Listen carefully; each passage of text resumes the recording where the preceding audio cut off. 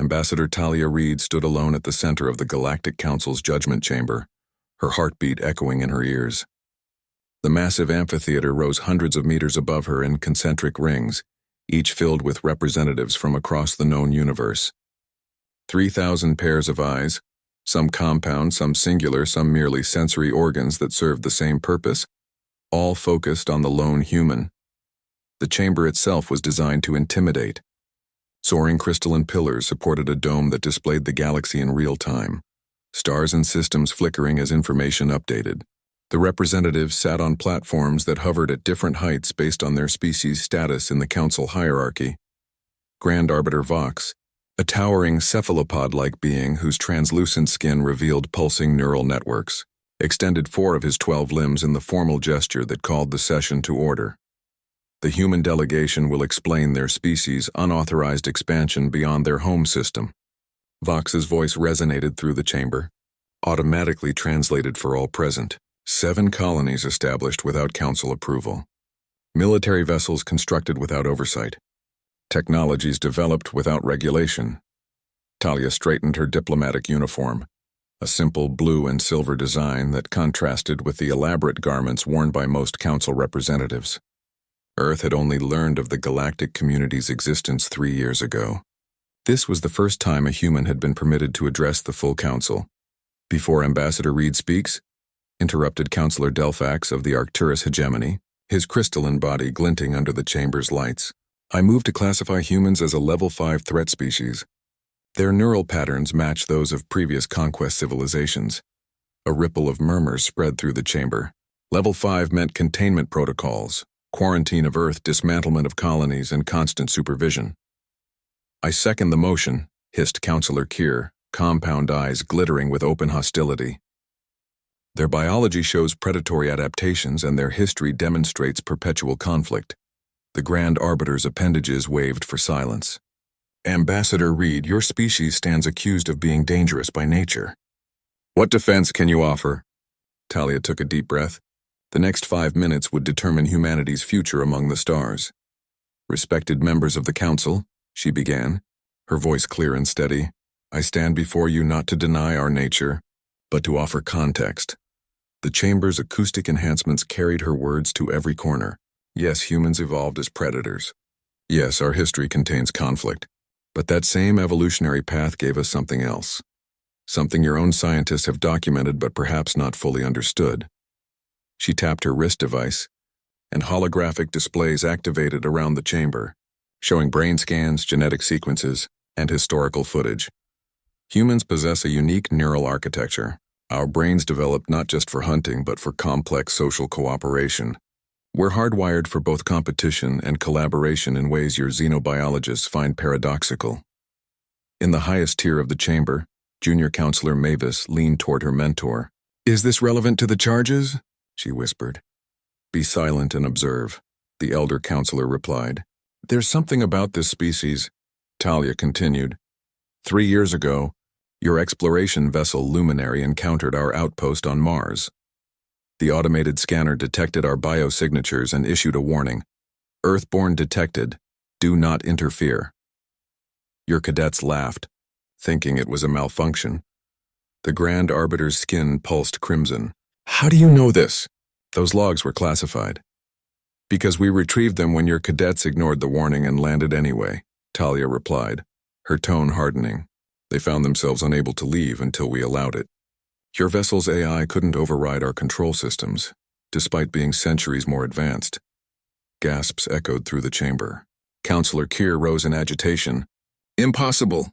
No level 2 civilization has ever. And that, Talia interrupted, is exactly what makes humans different. We don't develop along your predicted paths. We don't fit your models. Your own scanners recognized what you refused to acknowledge. She tapped her device again. A recording played, the mechanical voice of an alien scanner. Earthborn detected, do not interfere. Your own technology recognized what we are. Not a threat to be contained, but a force to be respected. The warning wasn't protecting others from us. It was protecting us from interference during our development. The chamber fell silent as Talia's gaze swept across the assembled aliens. We don't come asking for mercy or pleading our case.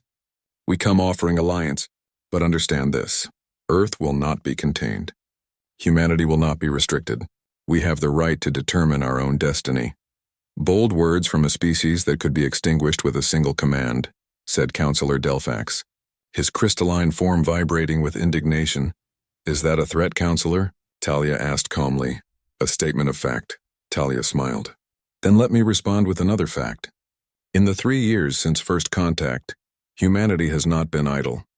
We've studied the technology your cadets so carelessly brought to Mars. We've learned. We've adapted. We've integrated. She pressed another control on her wrist device. Throughout the chamber, communication systems briefly flickered. What is happening? Demanded the Grand Arbiter. A demonstration, Talia replied. I just transmitted a signal to every human colony and vessel. If I don't send a countercode within 1 hour, automated systems will activate a network of devices we've placed throughout Council space. Counselor Kier leapt to his feet. This is an outrage. A direct threat against the Council. Not a threat, Talia corrected. Insurance. These devices won't harm anyone or damage anything. They will, however, temporarily disable key Council technology within their range, including your fleet's propulsion systems, your central communication network, and yes, this chamber's environmental controls. The Grand Arbiter's appendages writhed in fury. You would hold the Council hostage? We would ensure our voices heard, Talia responded. Earth has no desire for conflict. We want to join the galactic community as equals, not subjects. The devices are merely to guarantee this conversation continues beyond today. Junior Counselor Mavis stood, surprising everyone. As the newest member of the Council, she rarely spoke during formal sessions. Ambassador Reed, she said, her 4 eyes blinking in sequence. Are you suggesting humans have managed to understand and replicate Council technology in just 3 years? Not replicate, Talia said. Improve. The chamber erupted in voices, some outraged, others fearful, a few intrigued. The Grand Arbiter spent several minutes restoring order. Ambassador, he finally said, if what you claim is true, then you have violated dozens of Council laws regarding technology transfer and development. Laws that were never presented to us, Talia countered. Laws we never agreed to follow. You can't hold a species accountable to rules they were never given the opportunity to accept or reject. The Grand Arbiter's skin shifted through several colors as he conferred silently with his inner council through neural links. Finally, he spoke. The Council will recess for 1 standard cycle to verify your claims and consider Earth's position. Ambassador Reed will remain on the station as our guest. Talia knew guest was a diplomatic euphemism for prisoner, but she had expected this. I accept with one condition. I must be allowed to send the countercode to my people before the deadline. Granted, the Arbiter conceded. But know this, Ambassador. If your claims prove false or if these devices are more than you have described, the consequences for Earth will be severe. They're exactly what I described, Talia said. And I look forward to continuing our discussion tomorrow. As the Council session adjourned and representatives filed out, many casting wary glances her way, Talia allowed herself a small smile. Phase 1 had succeeded. Earth's gambit was underway. In her quarters that night, under the watchful eye of Council security systems she knew were monitoring her, Talia sent the countercode that would prevent the devices from activating. What the Council didn't know was that the message contained more than just the code. Hidden within it were instructions for Earth's defense forces to proceed with the next phase of their plan. A plan 50,000 years in the making. Though humanity had only discovered it 3 years ago, the scanner's warning, Earthborn detected, do not interfere, wasn't just a classification. It was recognition of what humanity truly was, and tomorrow the Galactic Council would begin to learn the truth. Cadet Riker Donovan stood frozen before the ancient console, his hand hovering over the alien interface. The soft blue glow illuminated his face in the otherwise darkened archives of the Galactic Survey Vessel Luminary. 2 weeks into his first deployment, and he'd already broken at least 3 regulations by accessing these classified files. Come on, Riker, hurry up, whispered Lyra, his 6-limbed Proximan bunkmate, her exoskeleton shifting nervously from blue to amber.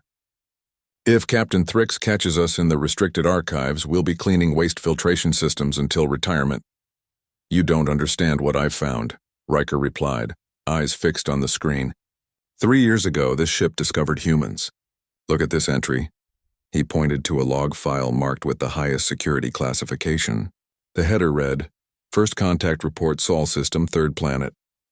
We shouldn't be accessing those files, Lyra chittered, her antennae twitching anxiously. But don't you see? This explains everything happening now. He scrolled through the data. The luminary detected Earth, and the scanner issued a Class Omega warning. Earthborn detected. Do not interfere. Class Omega? Lyra's antennae stood rigid. Those are only issued for… Exactly, Riker said, eyes wide. Species of special interest to the precursors. The ship suddenly lurched, throwing both cadets against the console. Red alert klaxons blared through every corridor. Attention all personnel, came Captain Thrix's voice over the comm. We are responding to a distress call from Outpost Sigma 9 in the Arcturus sector. All cadets report to safety stations immediately. Riker quickly closed the files, but not before downloading a copy to his personal device. As he and Lyra sprinted through the corridors, the ship entered faster-than-light travel with another violent shudder. What's happening? Lyra asked as they reached their designated safety station. No idea, Riker replied, but Sigma 9 is a precursor research outpost. The Council's been harvesting artifacts there for decades. Hours later, the luminary dropped out of faster-than-light travel near Outpost Sigma 9. A massive facility carved into a mineral-rich asteroid. The station appeared intact but completely dark. No life signs detected, reported the sensor officer on the bridge. No radiation or atmosphere breach. Station simply appears, offline. Captain Thrix, a veteran Palladian with metallic skin and 4 eyes, turned to his executive officer. Prepare a boarding party. Security Team Alpha Plus, he paused, scanning the bridge crew. Cadet Donovan. Me, sir? Riker stood straighter, surprised at being singled out. Your file says you have experience with ancient technology interfaces. The outpost uses retrofitted precursor systems. 20 minutes later, Riker found himself floating through the silent corridors of Sigma 9, the magnetic boots of his environment suit clunking against metal floors. The security team moved with practiced precision, weapons ready. This doesn't make sense, muttered Security Chief Varn. No signs of struggle. No emergency evacuation. Everyone just vanished. They reached the central control room. Terminals sat unattended, coffee cups and food half consumed. The scene looked like everyone had simply gotten up and walked away mid-shift. Check the logs, ordered Varn. Riker approached the main terminal. Systems still operational, just in standby mode.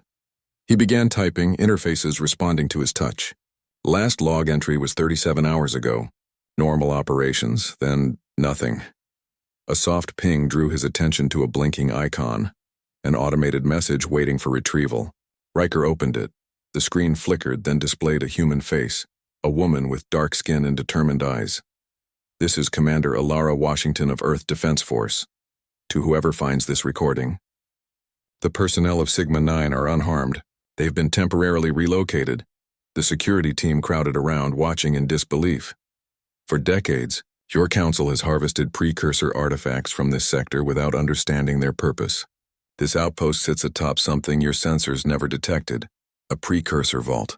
We've secured it and its contents. Impossible, breathed Varn. Your surveys missed it, Commander Washington continued, as if anticipating the protest. Just as your xenoanthropologists have misunderstood humanity's relationship to the precursors. We are not their creation. We are their designated inheritors. Riker's heart pounded. The classified files he'd read earlier suddenly made sense. The Earthborn Protocol was established 50,000 years ago. When we achieved spaceflight, it activated, marking us for non-interference until we were ready to claim our inheritance. That time has come. The message ended with coordinates, a location in neutral space, and a time, just 3 days away. The Council must see this immediately, Varn said, voice shaking. Back on the luminary, Captain Thrix reviewed the recording in his private quarters. Riker and Chief Varn standing at attention before him. Cadet Donovan, the captain said finally. Chief Varn tells me you showed unusual familiarity with both the precursor interfaces and this situation. Riker swallowed hard. Sir, I accessed classified files in the ship's archives about the first contact with humans 3 years ago. Instead of anger, the captain's expression showed only weariness. I suspected as much. Tell me what you found. The scanner warning, sir. Earthborn detected. Do not interfere. It's not just a standard xenobiological classification. It's part of a precursor directive hardwired into all their technology. The captain leaned forward. And what does it mean? I think, Riker said carefully, it means the precursors chose humans for something. Something important enough that they programmed their technology to recognize and protect them. Even 50,000 years after the precursors themselves vanished. The luminary shuddered as it accelerated away from Sigma-9, heading for the nearest Council relay station to transmit their findings. Captain, the communications officer's voice came through the intercom. We're receiving a priority message from Council headquarters. The human ambassador has been detained following her appearance before the Council. On what charges? Thrix asked. Threatening the Council with unauthorized technology, sir. There's more. Council Defense Forces report human vessels appearing near major precursor sites throughout Council space. They've bypassed all security and taken control of at least 17 facilities. Riker felt a chill. This was bigger than he'd imagined. Sir, he said. Those coordinates in Commander Washington's message, what if that's where they're taking the Sigma-9 personnel? What if they're gathering witnesses? Captain Thrix's metallic skin rippled with concern. Witnesses to what? To whatever the precursors left for humanity to find. The next 3 days passed in tense anticipation. The luminary was ordered to join a Council fleet assembling near Earth, a show of force meant to intimidate humanity into surrendering the precursor facilities they'd seized. But Riker couldn't shake the feeling that the Council was making a catastrophic mistake. The night before they were to arrive at Earth, he made his way to the observation deck. Hoping to clear his thoughts, he found Lyra there, staring out at the stars streaking past. You accessed those files for a reason, didn't you? She asked without turning. You've been having the dreams too. Riker froze. What dreams? About the precursors. About what they left behind. She turned to face him, her exoskeleton now a deep purple, a color he'd never seen on her before. I'm not the only non-human having them. There are others on board. We've been afraid to talk about it. Why are you telling me this? Because tomorrow the Council might start a war they don't understand. And because I think you know more than you're saying. Riker hesitated, then pulled out his personal device. There was more in the files than just the warning. There were brain scans of the first humans the luminary encountered, and comparative scans of other species. He showed her the data. Look at the patterns. Lyra studied the neural activity patterns, her specialized eyes capable of seeing details human vision would miss. They're similar. Between humans and... What is this other pattern? Fragments recovered from precursor neural interfaces. Partial brainwave patterns. The only samples we have of how they thought. You think humans are mentally compatible with precursor technology? That's why their scanners recognize your species? I think it's more than that, Riker said. I think the precursors chose humans as their successors. And I think the Council has been sitting on precursor technology for centuries without being able to fully access it, because they needed human neural patterns to activate it completely. The ship's intercom interrupted them. All personnel to battle stations. We have arrived at Sol System. Council fleet is taking offensive positions. Riker and Lyra exchanged worried glances before running to their posts. By the time Riker reached the bridge, the main view screen showed a breathtaking sight. Earth, blue and green and beautiful, surrounded by a defensive array that hadn't been there when the Council last observed the planet. And beyond Earth, near the orbit of Jupiter, something massive was appearing, a structure that dwarfed even the largest Council vessels. It pulsed with energy signatures unlike anything their sensors had ever recorded. What is that? Captain Thrix demanded. Fleet Admiral Marcus Torres stood on the command deck of the Earth Defense Force flagship Relentless, watching the holographic display as 87 vessels from 22 species took positions around Earth's solar system. The Galactic Council had responded to humanity's revelations exactly as he'd predicted, with overwhelming military force. Disguised as precautionary measures, they've established a blockade at all major approach vectors, reported Lieutenant Jessamy Park, tactical officer of the Relentless, Council battlecruisers at the heliopause, strike vessels at the Kuiper Belt, interceptors near the Jovian moons. And our status? Torres asked, his weathered face betraying nothing of the tension he felt. All 7 orbital defense platforms activated and at full power. The Jupiter and Saturn arrays are online and functioning at optimal capacity. Earth's planetary shield is holding at 100%. Torres nodded. When humanity had discovered the precursor technology hidden beneath Antarctica 5 years ago, few believed they could reverse engineer it in time.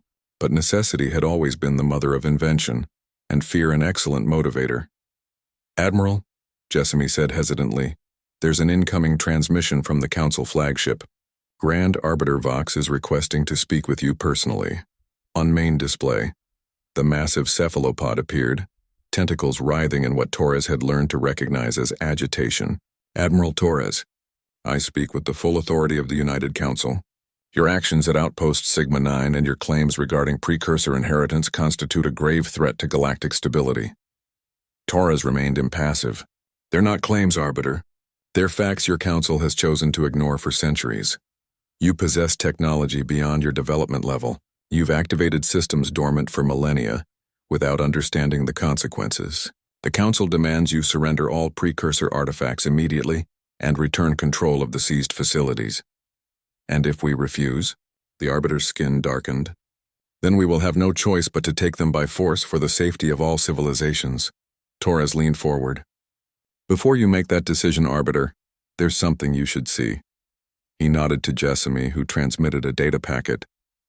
On the Arbiter's end, displays would be showing images from deep space telescopes. Massive structures awakening throughout the galaxy, all bearing the distinctive energy signature of precursor technology. "What is this?" demanded Vox. "Insurance," Torres replied. "When Commander Washington secured the vault at Sigma 9, she found activation codes. Every precursor facility in the galaxy is now coming online, responding to human authorization. Some have been hidden from Council knowledge for thousands of years. Others have been right under your sensors, disguised by technology you still don't understand. This is blackmail." "This is survival," Torres countered. "Humanity didn't ask to be the precursor's inheritors, but we won't apologize for using every advantage to ensure our place among the stars." The Arbiter's appendages writhed in barely contained fury. "The Council will not be coerced." "This isn't coercion, Arbiter. It's a demonstration. In 12 hours, representatives from every Council species will receive an invitation to Earth, not to negotiate, but to witness." "Witness what?" Torres allowed himself a small smile. "The truth about the precursors and why they chose humanity." End transmission. As the Arbiter's image vanished, Lieutenant Jessamy approached. "Sir, are we really going to reveal everything?" "Not everything," Torres said. "Just enough to ensure our survival. The Council's been hoarding precursor technology for generations, keeping it from developing worlds, maintaining their power through technological superiority. It's time for that to end." On the observation deck of the Council flagship, Junior Counselor Mavis stood alone, watching Earth rotate slowly against the backdrop of stars.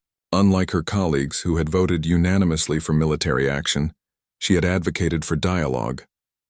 The Council had ignored her concerns as they always did with junior members. "Magnificent, isn't it?" came a voice behind her. She turned, startled, to find Ambassador Talia Reed standing there, somehow aboard the flagship without detection. "How did you—" "The same way I'll leave when we're done talking," Talia said. "Precursor translocation technology. Primitive by their standards, but effective." Mavis's 4 eyes blinked rapidly in succession. "You shouldn't be here. The Council has declared humans containment subjects. And yet, here I stand." Talia moved beside her at the viewport. "You've studied our history, Counselor Mavis. More thoroughly than most. Your dissertation on Earth's cultural development was quite insightful. I find your species fascinating. But how did you know about my research? We've been monitoring Council communications for longer than you might imagine. Your voice has been one of the few advocating understanding over fear." Mavis turned back to the viewport. "The Council fears what they don't understand, and they don't understand you."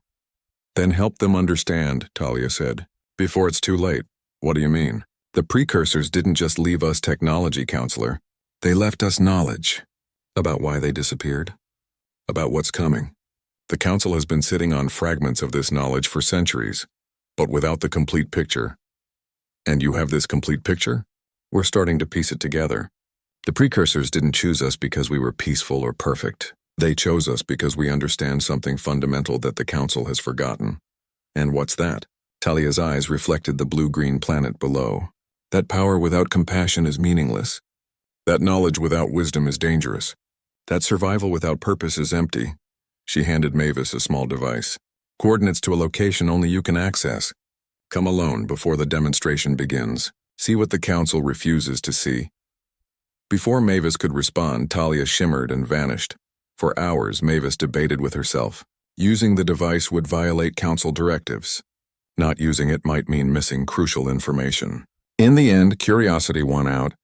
When her shift ended, she made her way to a rarely used observation pod and entered the coordinates. The pod's navigation system accepted them without question, detaching from the flagship and accelerating toward a point near Earth's moon. As it approached, sensors detected nothing unusual, until suddenly space itself seemed to ripple, revealing a structure that shouldn't exist. A small precursor facility, somehow hidden from the Council's advanced detection systems. The pod docked automatically. When the airlock opened, Mavis found not Talia Reed but a young human male waiting. "Counselor Mavis," he said with a slight bow. "I'm Dr. Julian Vega, Earth's lead xenoarchaeologist. Ambassador Reed asked me to show you what we've discovered." He led her through corridors that thrummed with energy, walls covered in symbols that seemed to shift and change as they passed. "This facility has been here for 50,000 years, Dr. Vega explained. Watching Earth, monitoring our development, waiting for us to be ready." "Ready for what?" Mavis asked. "For this." He gestured toward a doorway that opened into a vast chamber. At its center stood a crystalline structure that pulsed with light, patterns flowing through it like liquid thought. "A precursor knowledge repository," Mavis breathed. "I've only seen remnants, damaged fragments in Council museums." "This one is intact," Dr. Vega said. "And it responds to human neural patterns. Watch." He placed his hand on a panel beside the crystal. The lights intensified, and suddenly the air was filled with holographic displays, star maps, DNA sequences, mathematical equations of staggering complexity. "The precursors didn't just vanish," Dr. Vega said as images flowed around them. "They evolved. Beyond physical form, beyond this universe. They learned how to transcend reality itself." "Why would they leave this knowledge for humans?" Mavis asked. "Because we have the potential to follow them, and because something is coming, something they couldn't stop, but hoped we might." The holographs shifted to show darkness spreading across galaxies, stars going out in patterns that suggested not natural phenomena but deliberate action. "What is that?" Mavis whispered. The precursors called it the void. Not a species or a force, but an absence, a negation of consciousness itself. It consumed thousands of galaxies before the precursors learned how to escape it, not by fighting but by evolving beyond its reach. And they chose humans to make the same choice they did, to either transcend as they did, or to find another way to face the void. But the Council's policies of technological suppression and species hierarchy have been slowing down the galactic community's development for millennia. That's what the demonstration will show tomorrow, the truth about the Council's role in leaving the galaxy vulnerable. Mavis felt her worldview crumbling. The Council was formed to protect the status quo, Dr. Vega corrected gently. To ensure the powerful remained powerful, but facing the void will require all species working together as equals. The precursors understood this. That's why the human neural pattern was programmed into their technology. Not because we're superior, but because we're adaptable. Because despite our flaws, we've never stopped reaching for the stars, never. The ancient precursor facility on Europa hummed with energy as dignitaries from across the galaxy filed into its vast central chamber. The crystalline walls pulsed with bioluminescent patterns, responding to the presence of humans in ways they never had for other species during centuries of Council research. Dr. Naomi Archer, Earth's foremost xenoarchaeologist, stood at the central dais, surrounded by artifacts that had confounded the galaxy's greatest minds for millennia. For her, they had yielded their secrets willingly, almost eagerly, as if they had been waiting specifically for her touch. "Welcome to Nexus Alpha," she addressed the assembled aliens, her voice steady despite the historic significance of the moment. "For 50,000 years, this facility has waited for humanity to reach it. Today, you'll understand why." In the audience, Grand Arbiter Vox shifted uncomfortably, his massive cephalopod body flanked by council security officers. The Arbiter had insisted on attending personally despite the risks. Beside him, Junior Counselor Mavis sat wide-eyed, having accepted Ambassador Reed's invitation after seeing what few others had been permitted to witness. The precursors weren't a single species, Dr. Archer continued, activating a holographic display showing DNA sequences from dozens of ancient samples. They were many, unified by a shared vision. And contrary to council records, they didn't vanish mysteriously. They made a choice. The hologram shifted to show stellar maps, timelines, evolutionary charts that stretched across millions of years. 10 million years ago, they faced extinction, not from war or natural disaster, but from evolutionary stagnation.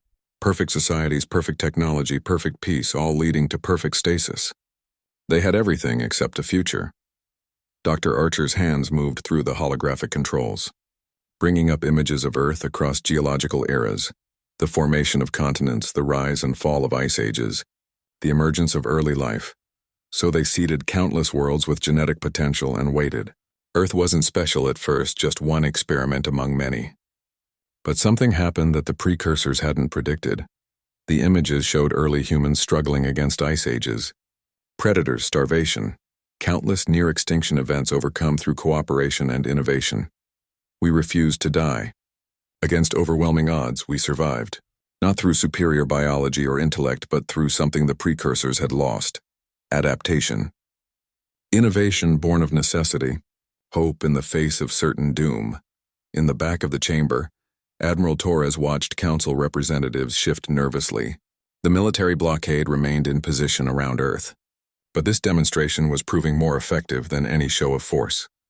The precursors left sentinels to watch their experiments, Dr. Archer continued. When humanity launched our first spacecraft, those sentinels recognized what we'd become. The warning, Earthborn detected, do not interfere, wasn't about protecting others from us. It was about protecting us from outside influence until we were ready. She gestured, and the chamber walls became transparent, revealing Europa's ice-covered ocean below and Jupiter's massive form above. What the precursors left us isn't weapons or technology. It's a choice. The same choice they faced: stagnation or transcendence. From the audience, Counselor Delphax rose, his crystalline body glinting under the chamber's lights. This is meaningless philosophy. You've activated precursor systems across the galaxy without authorization.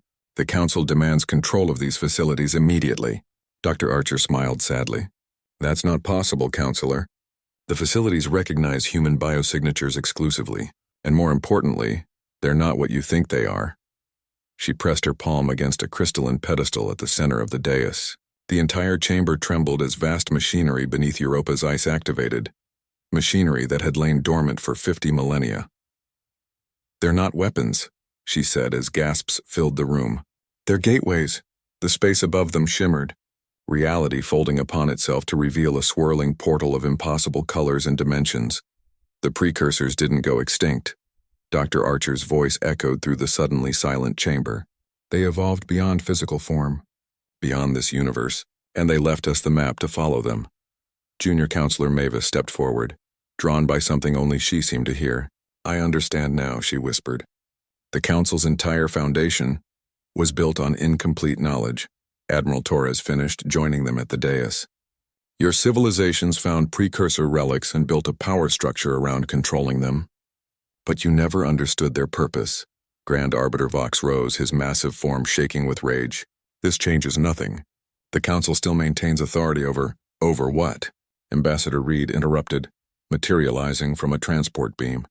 A galaxy where the fundamental assumptions of your power have just been proven false? She turned to the assembled representatives.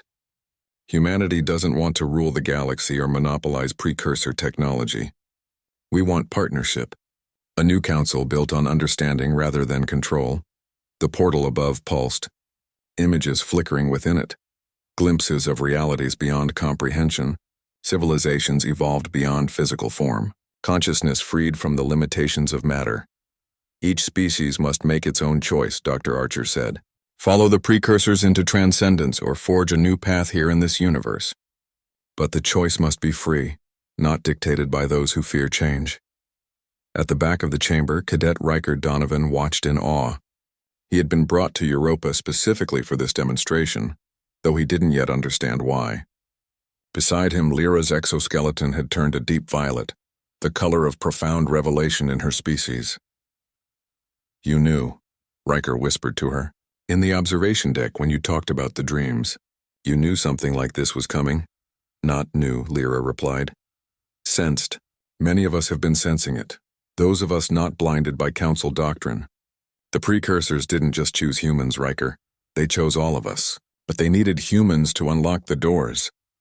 Dr. Archer's voice cut through their whispered conversation. "There's something else the Council needs to understand. The reason the precursors created these gateways, the threat they were fleeing from.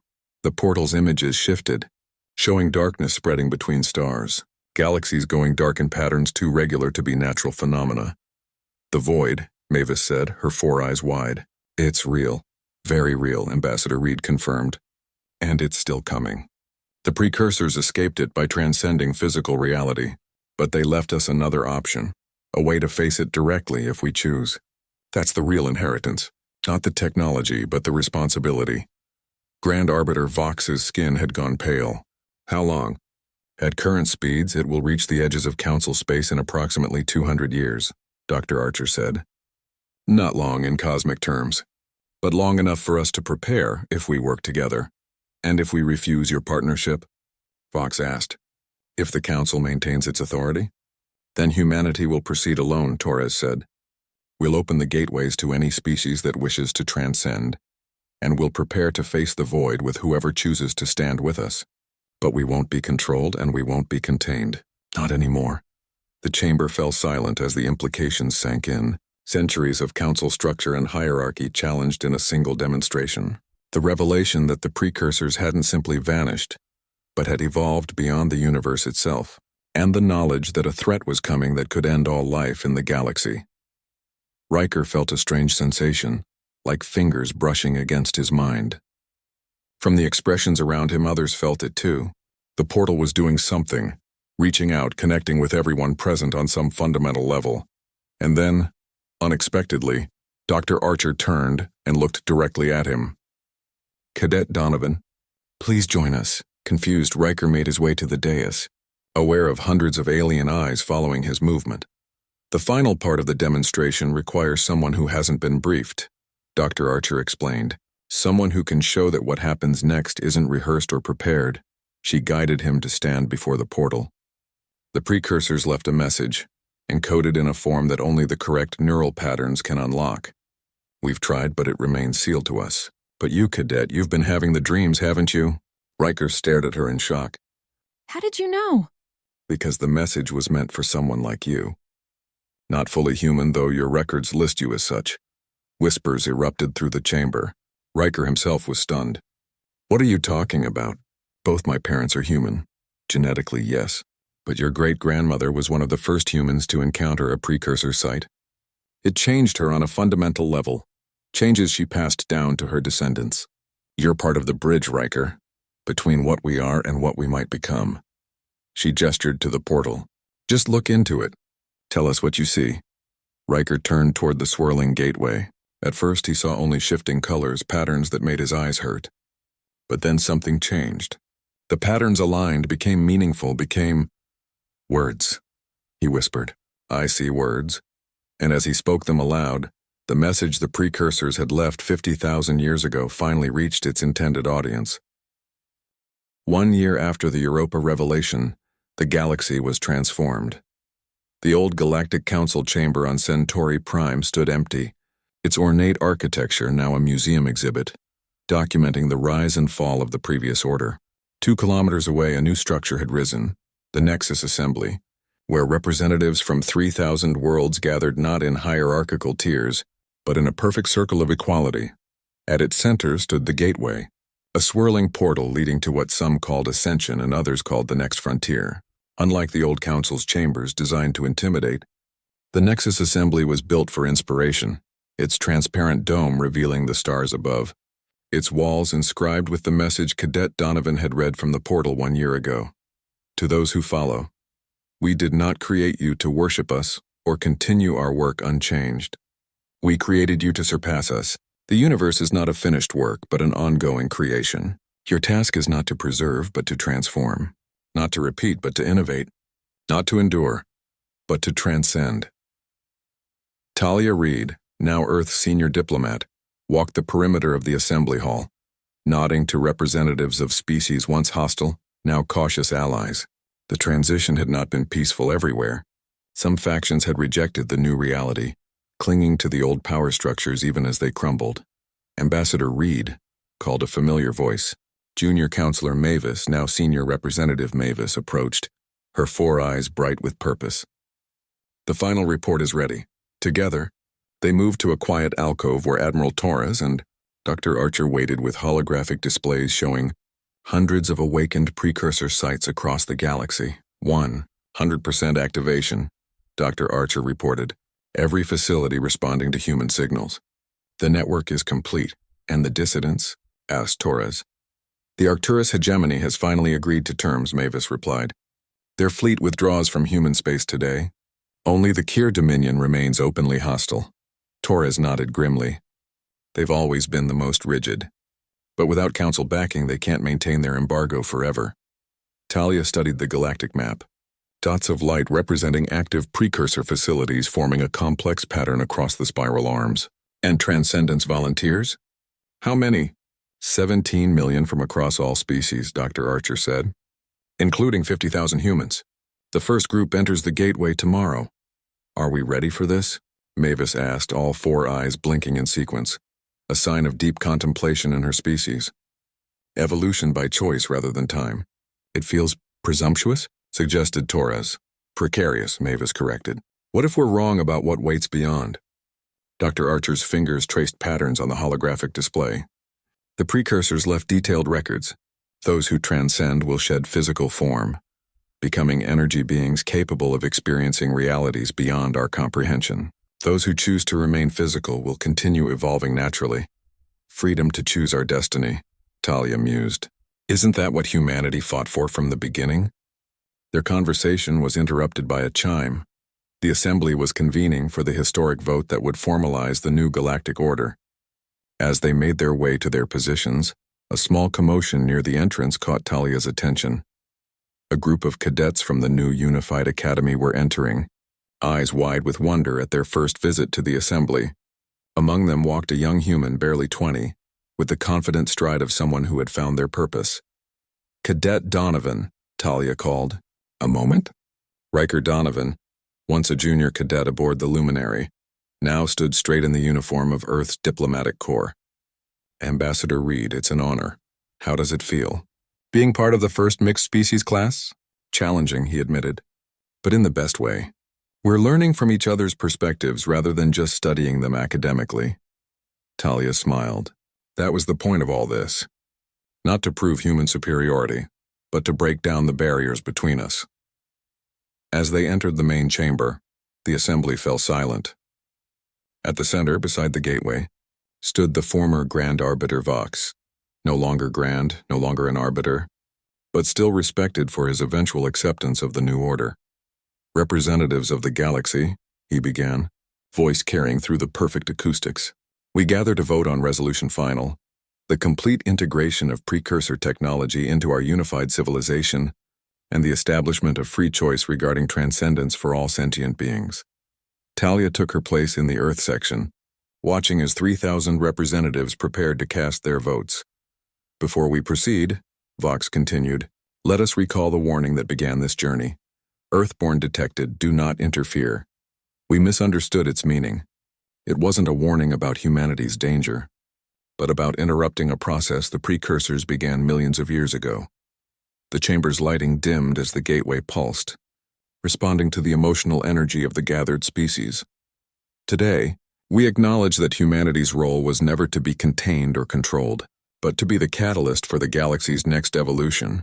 Whether we choose transcendence or remain in physical form, we move forward together, not as separate species fighting for dominance, but as a galactic community with shared purpose. As the vote began, streams of light flowing from each representative to the central tally, Talia caught sight of a small group observing from a balcony. The original cadets from the Luminary who had laughed at the scanner's warning 3 years ago. They weren't laughing now. They were witnessing the fruition of what that ancient warning had protected, humanity's journey to the stars, uninterrupted, allowing them to become not conquerors or subjects, but partners in the greatest transition the galaxy had ever known. The final vote appeared above the gateway, unanimous approval, with only the absent Kier Dominion abstaining. As cheers erupted throughout the chamber, the gateway expanded, ready to receive the first volunteers for transcendence. Among them stood Dr. Archer, who had chosen to lead the initial expedition beyond physical reality. "See you on the other side," she said to Talia before stepping toward the portal. Though "see" might not be the right word anymore. "What is the right word?" Talia asked. Dr. Archer smiled. "That's what we're going to find out." She turned and walked into the gateway, her form dissolving into pure energy as she crossed the threshold, becoming something more than human, more than physical, more than limited by the constraints of a single universe. Outside the assembly, on worlds throughout the galaxy, billions watched the broadcast, each contemplating their own choice: stay physical and build a new galactic civilization, or transcend into realms of existence beyond imagination. For the first time in cosmic history, it was truly their choice to make. In a quiet observation room adjacent to the assembly hall, Riker Donovan stood with Lyra, watching the proceedings on a private screen. "You could have been first, you know," she said. "After what you did on Europa, reading the message no one else could see. They would have given you that honor." Riker shook his head. "I'm not ready. Maybe someday, but not yet. There's too much to do here first." "Preparing for the void?" "Yes. Transcendence isn't the only answer the precursors left us. There's another way, a way to face it directly. Those of us who stay behind need to be ready." Lyra's exoskeleton shifted to a determined blue. "Then we'll get ready together." On the screen they watched as more volunteers entered the gateway, each making the transition from matter to energy, from limited to limitless. Soon those pioneers would send back reports of what they found. New forms of communication were already being developed for cross-reality dialogue. But for now, the galaxy held its breath in anticipation, united in a way it had never been under the old council. The cadets had laughed when the scanner issued its warning years ago. They couldn't have known then what Earthborn detected "do not interfere" truly meant. It wasn't a classification. It wasn't a threat assessment. It was recognition of potential, of possibility, of hope. Humans weren't meant to be interfered with, not because they were dangerous, but because they were necessary. Not just another species in the vast galactic community, but the bridge between what was and what could be.